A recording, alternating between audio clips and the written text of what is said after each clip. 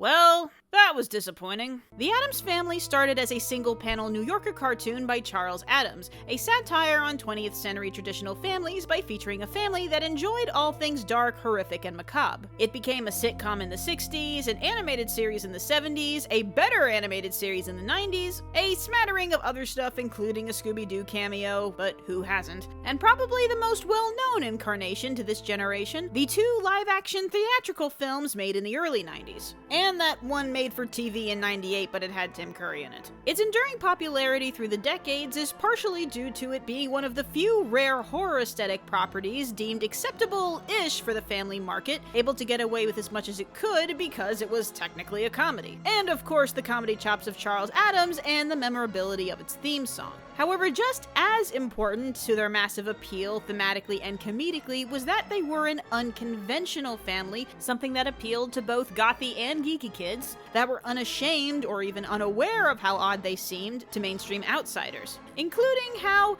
affectionate the parents were to each other. In fact, they often thought the other people were weird, but they still treated them nicely. The new Addams Family is almost the complete opposite of that. Kind of. Gomez is still his enthusiastic, internally cheerful self, but after being chased out of their hometown at their wedding, Morticia is nervous and apprehensive of normal people. They pick out their house partially because it's secluded and they don't have to deal with normal people. But then a town suddenly appears and there's this tyrannical home makeover star that wants to redo their home to make it look like everyone else's, and when that doesn't work, she then employs social media rumors and outrage to encourage others to commit almost murder, or at least destruction. And yes, I spoiled this because I don't respect this movie enough to not spoil it. Now, this isn't to imply that this is the worst story idea to have with the Addams Family. Aside from the not remotely subtle gentrification condemnation, the town itself is literally called assimilation. They are representative of the other or the outcast, and this is a classic prejudice of the other. It is, however, the most obvious take they could have gone with. Heck, especially in family media, cartoonish bullies and prejudice and racism metaphors have become very widespread. In fact, it's prejudice but for semi-justifiable reasons begetting more prejudice, causing the daughter wanting to explore outside of restrictive boundaries plot sounds remarkably similar to the other mainstream animated horror-adjacent property, the Hotel Transylvania series. Yes, it's relevant to modern times and always, but in the end, all that's really been accomplished is taking an iconic, unique premise with an arguably just as important message about enjoying being you, but still being nice and decent to other people who are different, and instead of being preoccupied by other people's judgment, you can just not care, and instead made it exactly like 100 other mainstream family movies. Now, part of me gets what they were up against.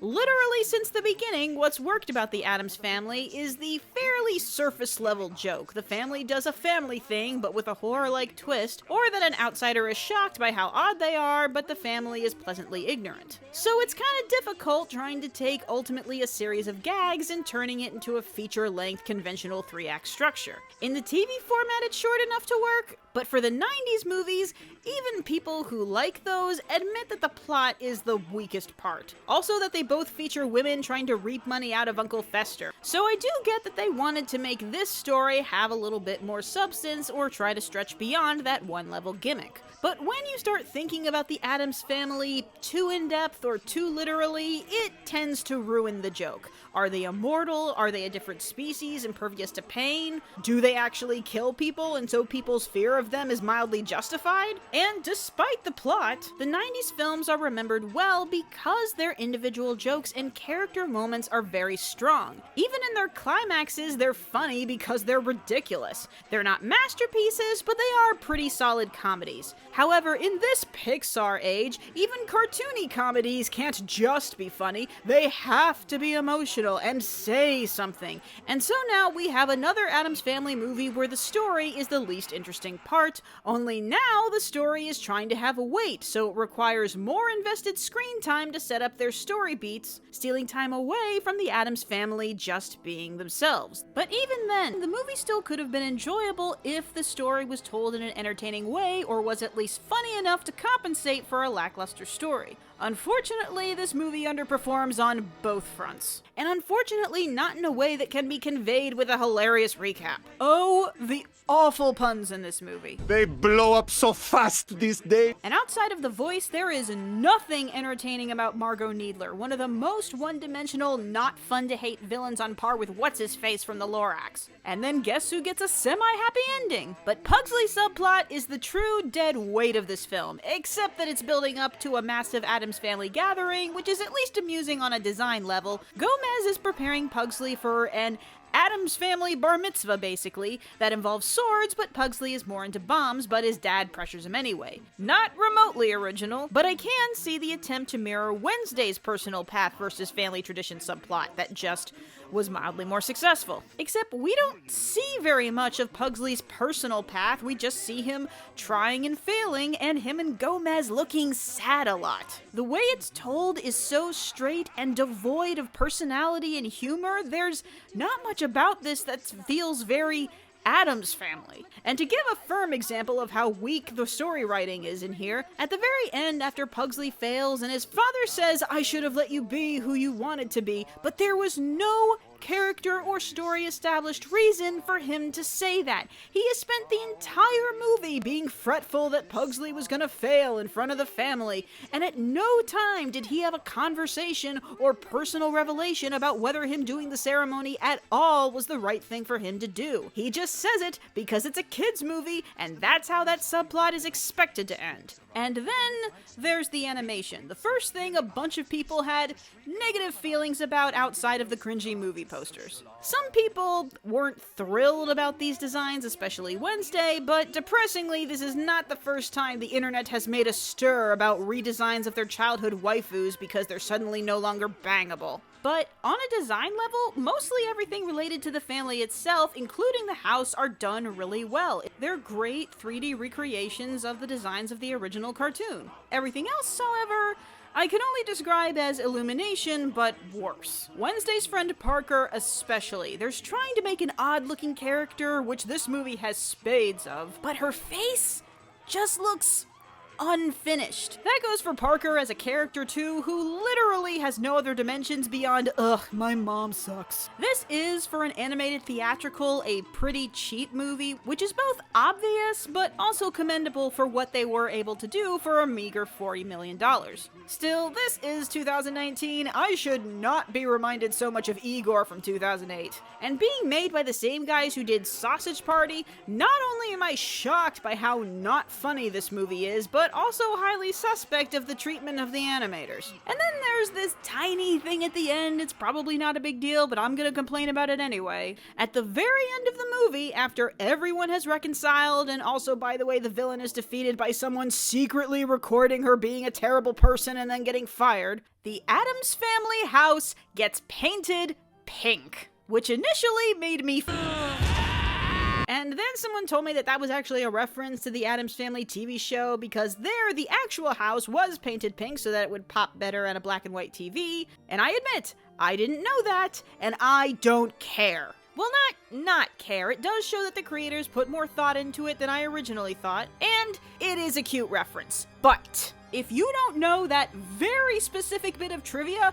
this whole bit in story context makes no goddamn sense. Yes, it's only a second before the house gets repossessed. I get it! By the spirit of the house, and then it goes back to the dark and gloomy place that it was, and Morticia and Gomez go, yes, back to normal. So if they liked it better, the dark and gloomy way that it was, why was it partially painted pink in the first place? Assumedly, it's a compromise that now the entire town is now a mix of bright colors and scary stuff. Because yes, at the end of a movie about how bad it is when everything looks the same and how great it is to be different, let's end the movie with all of the houses looking the same! I suppose it could have just symbolized the reconstruction in process and just a gesture of the neighbors' willingness to help, okay. Oh, and then there's this techno song over the credits, but the 90s movies had those too.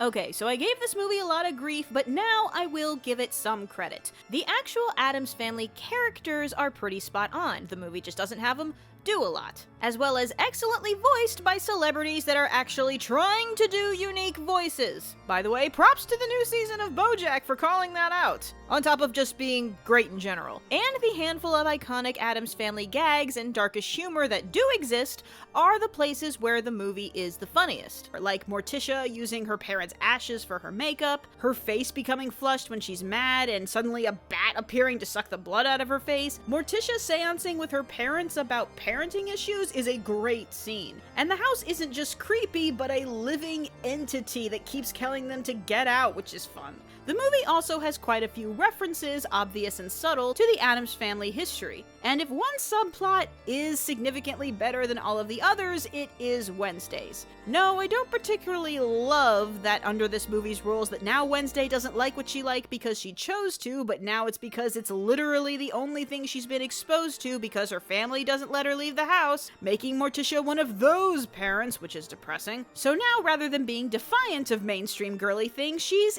intrigued by them, if ironically. However, cueing slightly from the 90s film, Wednesday is still the monotone, gloomy, self-assured person that takes no flack from others, still has a chunk of the best lines, and isn't remotely ashamed to be herself. Only now that extends to her being willing and open to try new things without it shaking her sense of identity. There is that part of her plot of what likely starts as mildly ironic intrigue elevates to deliberate parental provocation because she found her mother's acceptance disappointing, but when it works too well, Wednesday suddenly feels the need to run away because now she feels her parents won't love her if she's different. That felt jarring and excessive, but I also know it is a real thing some kids do to test their parents. It may in fact have particular modern significance in an age where it's more common for parents to be open about their nerdy geeky hobbies, and even if the parents are from their own perspective cool, it's still disorienting to see your child be into something that's so totally not you. I know it's at least a little disappointing to Patton Oswalt that his daughter isn't as into Star Wars as he is, but then when you consider this from the perspective of Morticia, of her daughter's growing preoccupation with the kind of people that used to oppress them, this isn't just shock at an unusual fashion choice, this is if your child came home wearing Nazi paraphernalia. But then again, the Addams Family themselves might be murderers, and see what I mean by the Addams Family isn't something that you can think too literally about. In conclusion, the Addams Family animated film is frustratingly mediocre. Despite decent intentions, it takes a unique property and weighs it down with a weak narrative, not enough humor, and way too many mainstream studio trappings. The irony that an anti-gentrification movie ended up feeling pretty gentrified. Or, you know, it would be if that wasn't already a common staple in a lot of kids' movies. And why is it that a series about how happy this family is being weird have so many moments where everyone is worried and sad? It's not that that couldn't have worked, but in this case, it didn't work. It wasn't emotional, it just kept the movie from being fun. And even though I like it, you should know how much it hurts me to admit that the live version of this is a more entertaining cartoon than the animated one. I, like many others, really had hopes for this, because we all really want more horror-esque animation in theaters, or even just in general, especially since we didn't get any from Laika this year. Still, at least as a young person's horror gateway, this can work as a sort of midway point between most CGI comedies and most Disney films, the average of which is more scary, more atmospheric, and funnier than this, let alone Don Bluth or Laika. But okay, it is a light intro to PG-level dark humor and the haunted house aesthetic. Sure, it's fine for all of that. Still, it's clear that the creators know about and like this property, as they did do a good job with the actual characters. So even though I'm both surprised and not surprised, I'm not against these people doing another Addams Family movie in the future. Just crossing my fingers for a better script next time. And as usual, the upside to reboots is that it reminds or introduces people to the originals. Did you know that MGM has been uploading